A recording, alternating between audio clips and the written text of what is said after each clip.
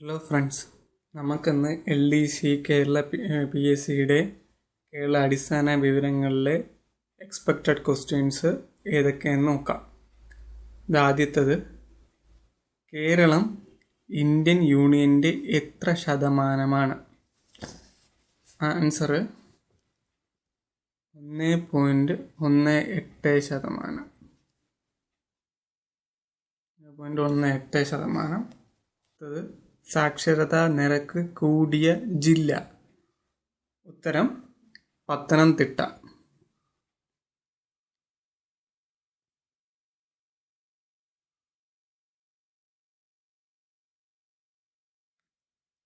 തൊണ്ണൂറ്റാറ് 96.93% സാക്ഷരതാ നിരക്ക് കൂടിയ ജില്ലയാണ് പത്തനംതിട്ട. ഈ സാക്ഷരതാ നിരക്ക് കുറഞ്ഞ ജില്ല എന്ന് ചോദിച്ചാൽ പാലക്കാടാണ്. 88% സാക്ഷരതാ നിരക്ക് കുറഞ്ഞ ജില്ലയാണ് പാലക്കാട്. അടുത്തത്, സാക്ഷരതയിൽ മുന്നിൽ നിൽക്കുന്ന ഗ്രാമം. സാക്ഷരതയിൽ മുന്നിൽ നിൽക്കുന്ന ഗ്രാമം ഏതാണെന്ന് ചോദിച്ചാൽ ആലപ്പുഴയിലുള്ള നെടുമുടി എന്നുള്ള ഗ്രാമമാണ്.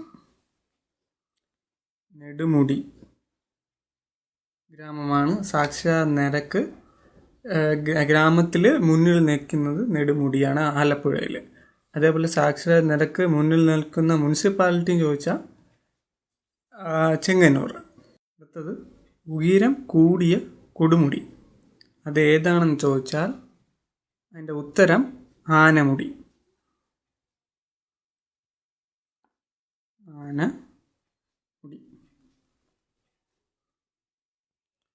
ആനമുടിയാണ് എൻ്റെ ആൻസർ.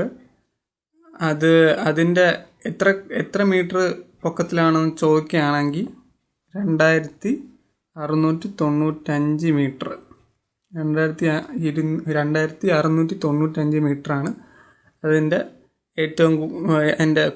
ഉയരം കൂടിയ കൊടുമുടിയുടെ നീളം. ഉയരം കൂടിയ രണ്ടാമത്തെ കൊടുമുടിയും ചോദിച്ചാൽ മീശപ്പുലിമാല. അടുത്തത്, കേരളത്തിലെ ദേശീയോദ്യാനങ്ങളുടെ എണ്ണം. മൊത്തം 6 ഉണ്ടെന്നാണ് കണക്ക്.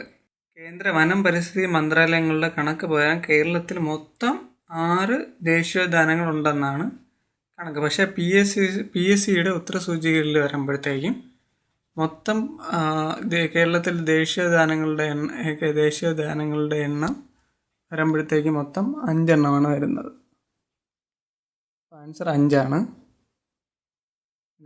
അടുത്തത്, ഏറ്റവും വലിയ താലൂക്ക്.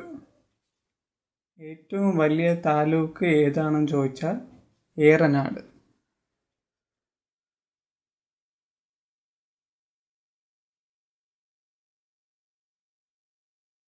അടുത്തത്, നീളം കൂടിയ നദി ഏതാണെന്ന് ചോദിച്ചാൽ പെരിയാറാണ് നീളം കൂടിയ നദി.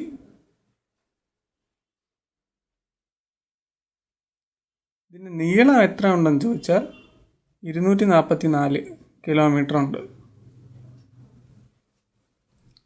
ഏകദേശം കേരളത്തിൻ്റെ പകുതിയോളം ദൂരം ഇതിനുണ്ട്, പെരിയാറിന്. അടുത്തത്, ചിലപ്പോൾ നീളം കുറഞ്ഞ നദി ഏതാണെന്ന് ചോദിക്കാം. അത് ഏതാണെന്ന് ചോദിച്ചാൽ മഞ്ചേശ്വരം. 16 കിലോമീറ്ററേ നദിയുള്ളൂ. ഈ ഏറ്റവും വടക്കേ അറ്റത്തുള്ള നദിയും മഞ്ചേശ്വരമാണ്.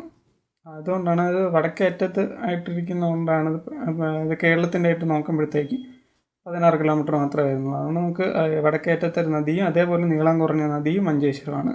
ഏറ്റവും തെക്കത്തെ അറ്റത്തുള്ള നദി അതേതാണെന്ന് നമുക്കറിയാം. നമുക്ക് നെയ്യാർ ഡാം, അതിലെ നെയ്യാർ നദിയാണ് ഏറ്റവും തെക്കേ അറ്റത്തുള്ള നദി. അടുത്തത്, ഏറ്റവും കൂടുതൽ വ്യവസായങ്ങളുള്ള ജില്ല. ഇത് മിക്കവാറും തെറ്റുന്നൊരു ഈ ക്വസ്റ്റ്യൻ മിക്കവാറും എല്ലാവർക്കും തെറ്റാൻ തോന്നുന്നു. കാരണം മിക്കവാറും എറണാകുളം എഴുതും. അത് തെറ്റാണ്. ഏറ്റവും കൂടുതൽ കുടിൽ വ്യവസായമുള്ള ജില്ല ഏതാണെന്ന് ചോദിച്ചാൽ ആലപ്പുഴ.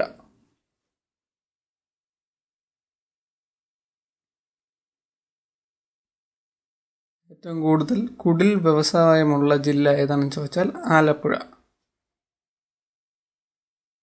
അടുത്തത് കൂടുതൽ കടൽ തീരമുള്ള ജില്ല. കൂടുതൽ കടൽ തീരമുള്ള ജില്ല കണ്ണൂരാണ്.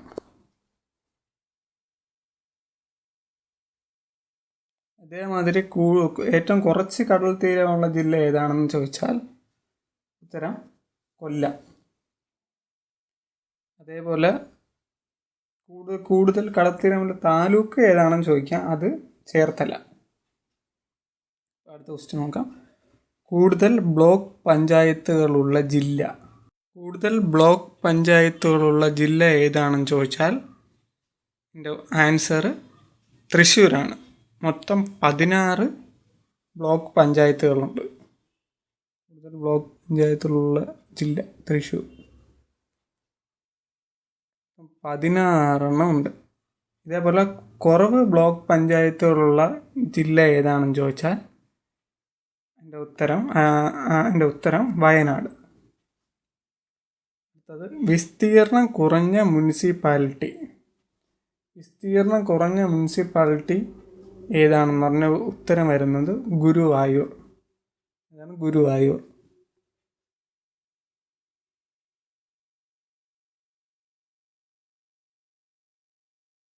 കേരളത്തിലെ റെയിൽവേ ഡിവിഷനുകളുടെ എണ്ണം. കേരളത്തിലെ റെയിൽവേ ഡിവിഷനുകളുടെ എണ്ണം മൊത്തത്തിൽ 2 എണ്ണമാണുള്ളത്. 2 എണ്ണം. അത് എവിടേക്കാണെന്ന് ചോദിച്ചാൽ ഒന്ന് തിരുവനന്തപുരത്തും ഒന്ന് പാലക്കാടുമാണ്. അടുത്ത ക്വസ്റ്റ്യൻ. കേരളത്തിലെ ഒരു റെയിൽവേ സ്റ്റേഷൻ മാത്രമുള്ള ജില്ല. ഒരേ ഒരു റെയിൽവേ സ്റ്റേഷൻ മാത്രമുള്ള ജില്ല. അതിൻ്റെ ഉത്തരം തിരുവല്ല, പത്തനംതിട്ട. പത്തനംതിട്ടയാണ് എൻ്റെ ആൻസർ.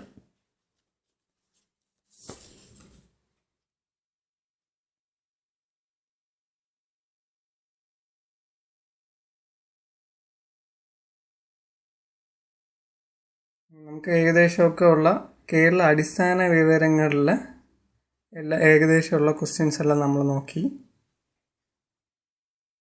ഇതാണ് മെയിനായിട്ട് ഇമ്പോർട്ടൻ്റ് ആയിട്ട് വരാൻ ചാൻസ് ഉള്ള ക്വസ്റ്റ്യൻസ്.